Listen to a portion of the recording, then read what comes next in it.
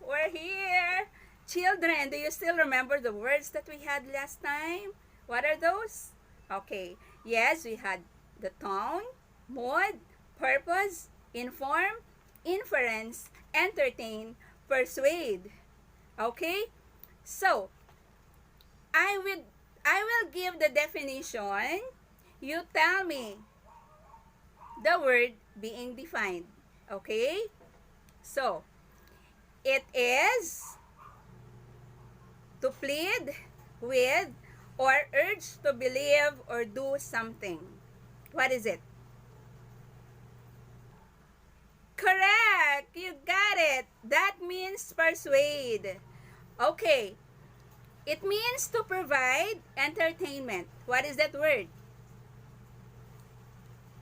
Oh, yes! Correct! That's to entertain. Okay, next. It is a conclusion or opinion that is formed because of known facts, or evidence. What is it? Yes, that's inference. Say it again. Inference. Yes. Okay. It means to give information. It means to give information. What is it? It's a verb. What is it? Yes, it's inform. Okay? It is something set up as an object or end to be attained. What is it? Yes, it's purpose. Okay, what about this one? It is the expression of emotion or prevailing attitude. What is it? Yes, it's mood. Good job. Okay, now another, what is it? Style or manner of expression in speaking or writing. What is it? You got it. It's correct. It's tone. So tone is the style or manner of expression in speaking or writing. Very good. Okay? Okay. Children, this is gonna be very exciting because you will hear a story. But before we read the story, let us try to define first the difficult words which we may encounter when we read the short story, Maria the Sorceress. Okay, so what are those words? We have naughty, sorceress, furious, irritated, punish, envelope, appeal, and escape. Okay? So, what is sorceress? Sorceress is someone who could do magic. Okay? What is naughty? A very playful and very mischievous person. Okay? What else? Irritated. We get irritated or we feel something bad. If we get irritated, we feel something bad. Okay? We feel bad about something rather. And then punish. It's a part of discipline, right? Sometimes our parents would punish us because we did something wrong for us to change for the better. What else? Envelope. It's not the envelope that we buy, okay, for our report cards. Never. Okay, what I mean is, envelope means to cover. Okay? So, what else? Appeal. To appeal, to make an appeal, to beg. What else? To plead. Okay? You're trying to say to someone to do something for you, something favorable for you. And what else? Escape. Escape means to run away. Okay?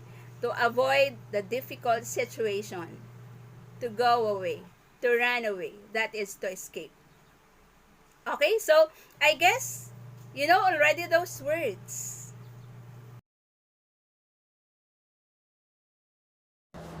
And now, class, I would like you to do this. Okay, to check how well you understand the meaning of the words that we discussed earlier. Okay, fill in the blank with the correct word. Choose your answer from the list of words below. Okay, what are those words? Sorceress, naughty, irritated, punished, furious, escape. Okay, number 1. John and Jake are hard-headed and blank children. Okay, number 2. Maria, the blank, lived at the foot of the mountain. Number 3. I feel blank when I see naughty and very noisy voice. Number 4. We got blank when we did something wrong. Number 5. The policeman got so blank when the man took out his gun. Okay, class, what's your answer for number 1? Correct. The answer is naughty. Number 2. Maria, the blank. What is the answer for number 2? Correct. That's sorceress. Very good. Number 3. What's your answer? I feel blank when I see naughty and very noisy voice. With very noisy voice. Number 4. We got blank when we did something wrong. We got? Yes, punished. Number 5. The policeman got so blank when the man took out his gun. He got so? Yes, furious, very angry. Now, class, I'm sure you're very excited to listen to our story. Maria, the sorceress. Okay, everybody, keep quiet and listen attentively. Maria the Sorceress by Will Rose G. Cornelio. At the foot of the mountain, Maria the Sorceress lived, where fruits and vegetables grow abundantly. Children, don't you ever dare to trespass Maria the Sorceress' place. She will turn you into rats and frogs. You will suffer her wrath, old Augusta said. But still, Lucio and Selena are hard-headed and naughty children. They hate eating fruits and vegetables, the reason why they are thin, pale, and unhealthy. They destroyed the beautiful garden. Before they could escape, Maria knew what happened. She was very furious and very irritated. A robust of wind suddenly blew and enveloped the little children. Lucio and Selena found themselves in a very hot place. No water or at least cool air to lessen their thirst. It's a closed place. They were punished. They both begged for Maria's forgiveness, but it was too late for them. Maria was so angry that she refused to pardon them. Please, give us the second chance. We promise that we will be good and we will help you restore your garden. Please, Lucio appealed. Maria understood that it would be better to give them another chance, but they needed to change for the better and be good example to their fellow children. Children, how did you like the story? It's very nice, right? Okay. So, you heard me reading the story. This time, I'll give you time to read the story. Read it yourself, children. I'll give you 2 minutes to finish reading it. And time starts now.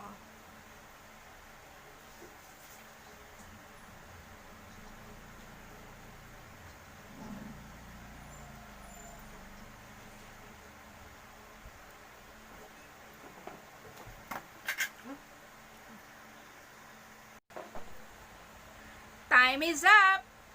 Are you done reading the story, class? Very good.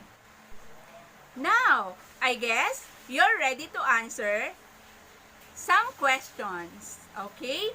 So, number 1 question. Where and when did the story happen? Again, where and when did the story happen?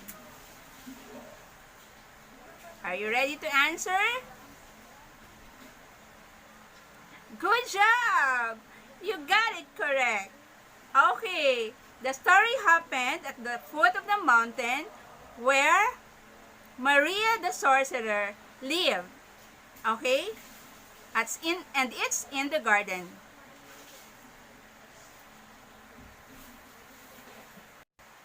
Okay, class. We're able to answer the question where. What about when? Do you have answer for the question when? When did the story happen?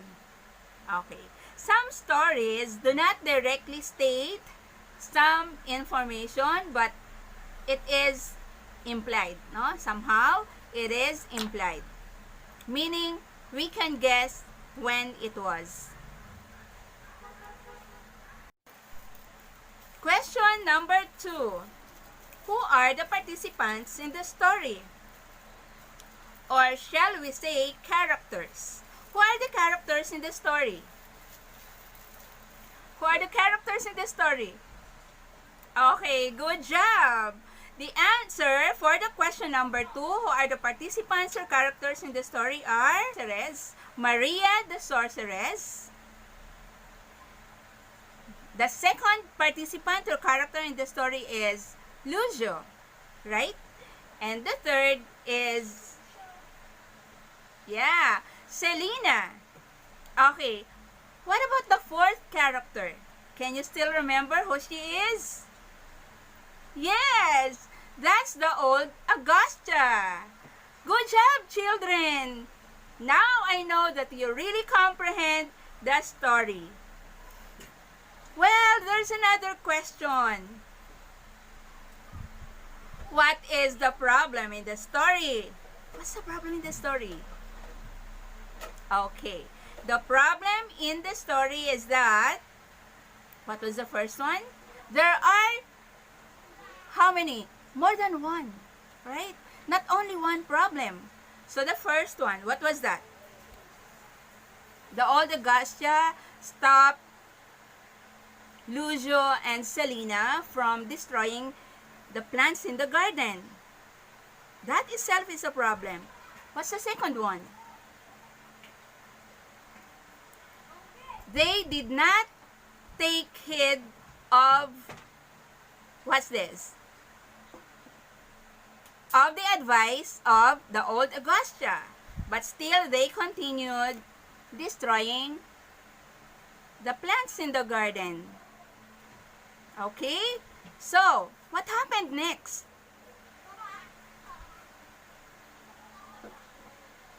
Maria the sorceress got so angry, got so furious, right? So what did she do? Something happened, right? That made them realize that they did something wrong. Okay? What else? Okay, they begged for pardon, right? They said, Maria, could you just forgive us? We will not do it again. It's pleading. Okay, Lucio asked Maria to forgive them. And he promised, right? He promised to help in restoring the garden. So, at first, what did Maria do? She thought about it, right? Whether to forgive or not the two children. But finally, she decided to forgive the two children. But she said they needed to change for the better and be a good examples for their fellow children. See, that's really very nice. And do you have already in mind that lesson? I know for sure you got the lesson from there, right? Okay, what's that? Okay, later. How did the characters resolve the problem? So, slightly I discuss it. What is the story trying to say? Yes. Okay, the story is trying to say that, hmm, what is that? Not only one. Perhaps the first one is to take heed of the advice of older people. Right? Another one. Yes. To take care of the plants. Not to destroy them. And we have different ways of showing that we care for the plants because they are very important. Right? Okay, so what else does the story try to say? It tries to say that we need to ask forgiveness. Correct. We need to ask forgiveness if we did something wrong. Right? Okay. And what else? What else? Can you still recall? What lesson, what else did you get from the story? Aha! Because in the story, the two kids do not eat fruits and vegetables. Right? So perhaps they finally decided to eat vegetables and fruits. Because they are pale, right? It's mentioned in the story they are pale, thin, and unhealthy. Okay? That's it. As a child, will you also ask for forgiveness when you made mistake? I know for sure you've got a lot of that, right? You did something wrong to your mother. You did something wrong to your brother or your sister. Sometimes to your teacher or your friends. So, you need to ask for forgiveness, right? And most of all, we have to ask for forgiveness to our God. Because sometimes we offend our God. Yeah. We commit sins. Sometimes we're not aware we're already committing sins to our dear God. Right? So you see, we've got a lot of lesson from our story.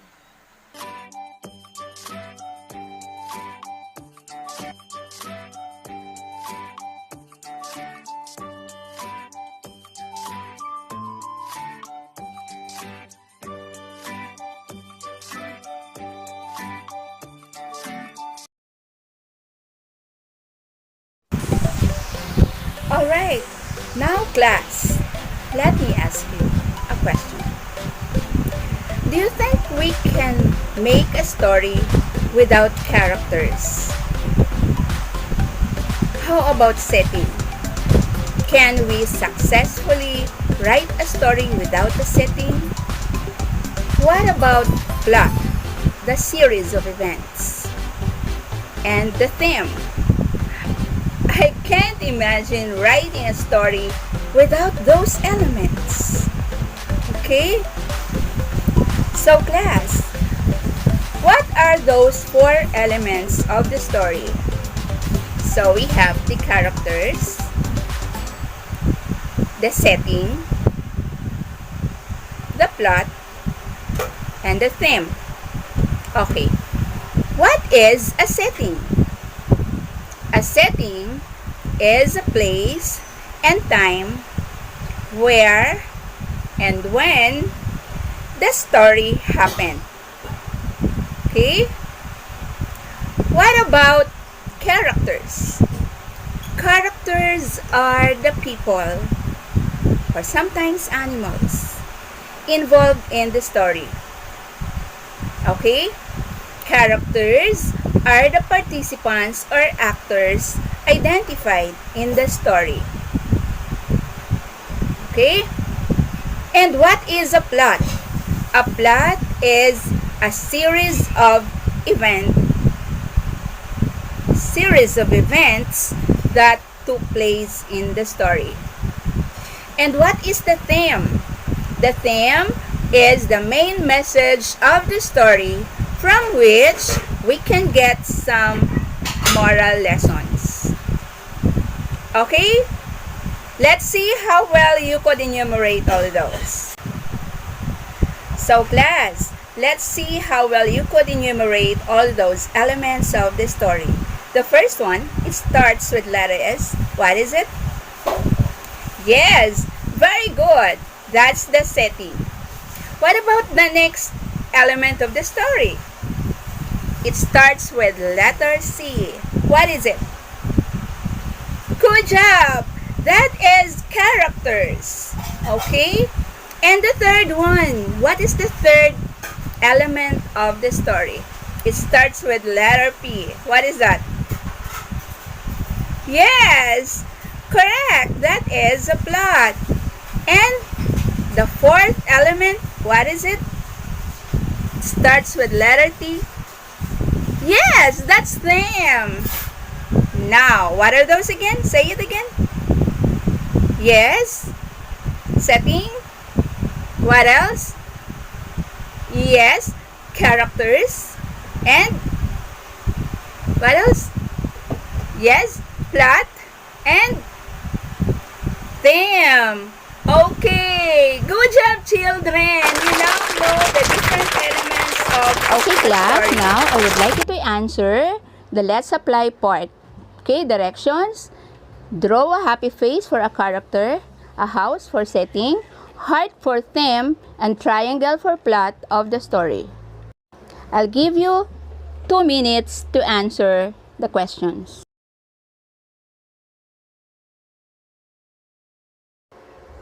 Keep safe, everyone. God bless.